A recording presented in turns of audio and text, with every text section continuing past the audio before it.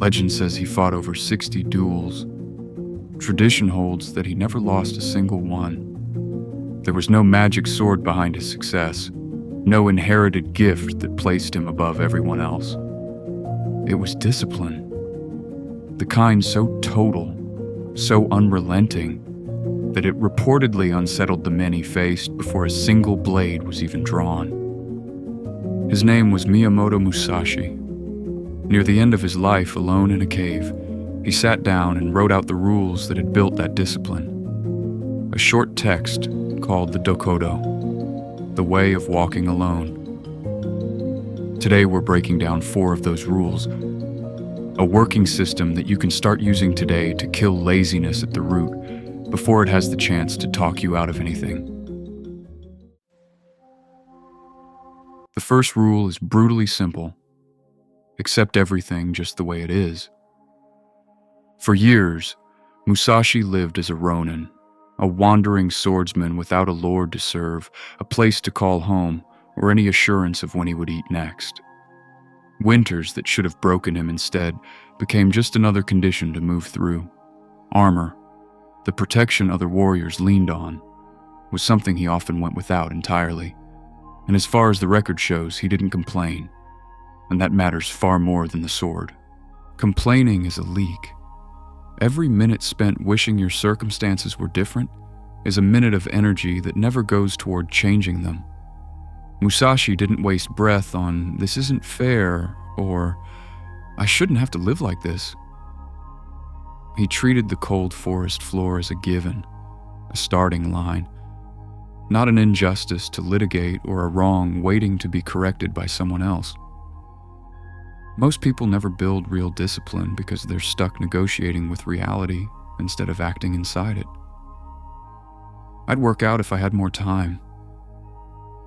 I'd be productive if my job wasn't so draining. None of that is a plan. It's a delay tactic wearing the costume of a complaint, and it can keep a person stalled for years without ever feeling like procrastination. Musashi's version of discipline starts before the training even begins. It starts with closing your mouth about your circumstances and opening your eyes to your actual baseline. Broke, tired, out of shape, fine. That's simply the floor you're building from, not a wall stopping you from building at all. The sooner you stop treating your starting point as an insult, the sooner you can actually start moving from it. Musashi didn't see swordsmanship as one skill sitting among many others. He saw it as a lens for everything else in life. "If you know the way broadly," he wrote, "you will see it in everything." He proved it too. Later in life, the same man who built his name on the battlefield became a respected ink painter, a calligrapher, an architect.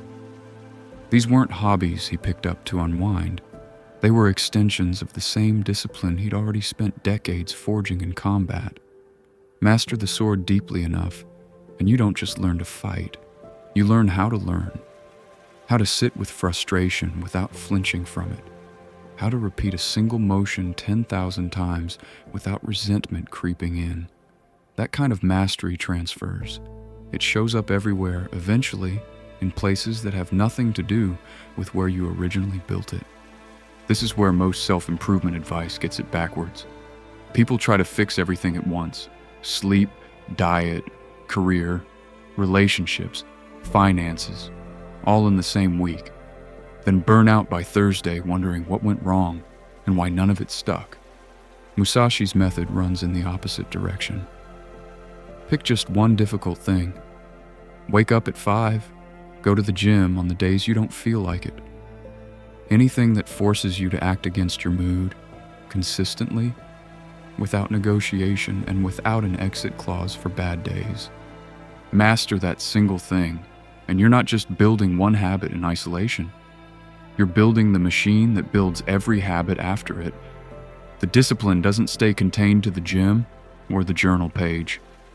It leaks into how you handle a hard conversation, how you survive a bad week, how you treat the version of yourself that wants to quit halfway through everything. You don't need 10 disciplines running at once. All you need is one. deep enough to drill straight into the rest of your life. Every line of the Dokkodo is written by a man who assumed today might be his last. That assumption wasn't despair, but a tool. Musashi spent the better part of his life one mistake away from dying a violent, immediate death. A duel doesn't pause so you can collect yourself. A blade doesn't wait for you to feel ready. Living inside that reality for decades did something specific to his mind. It burned away hesitation. When death is treated as a constant possibility rather than a distant abstraction, you stop negotiating with the moment in front of you. You either act fully right now, or you don't act at all. Most hesitation isn't really about the task.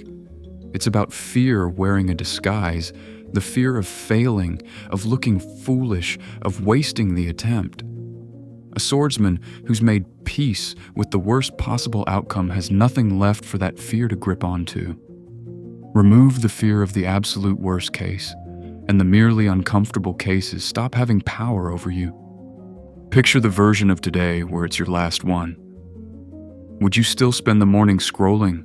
Would you still put off the hard conversation, the hard set, the hard sentence in the script you've been avoiding? Musashi's discipline wasn't built on hoping he'd live long enough to get good.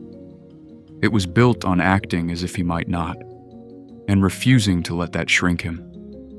Most people organize their life around avoiding death as an event decades away. Musashi organized his around the fact that he was, in some sense, already living inside it. That's not pessimism, but the sharpest possible reason to stop wasting the moment you're actually in. The last rule is less a quote and more a warning, drawn from Musashi's own writing on training. It takes 1,000 days of practice just to learn the fundamentals. 10,000 days to actually refine them into something real. 1,000 days is nearly 3 years.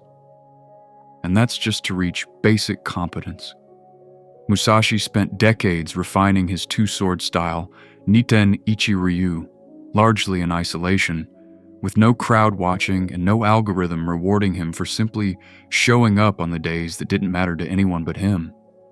The truth is simple. You are not going to feel different in 2 weeks. The body, the bank account, or the focus you're chasing isn't going to show up in a month, no matter how badly you want it to. Most people quit right around the exact point where results should be appearing, because those results were never going to show up that fast in the first place, and nobody told them that going in.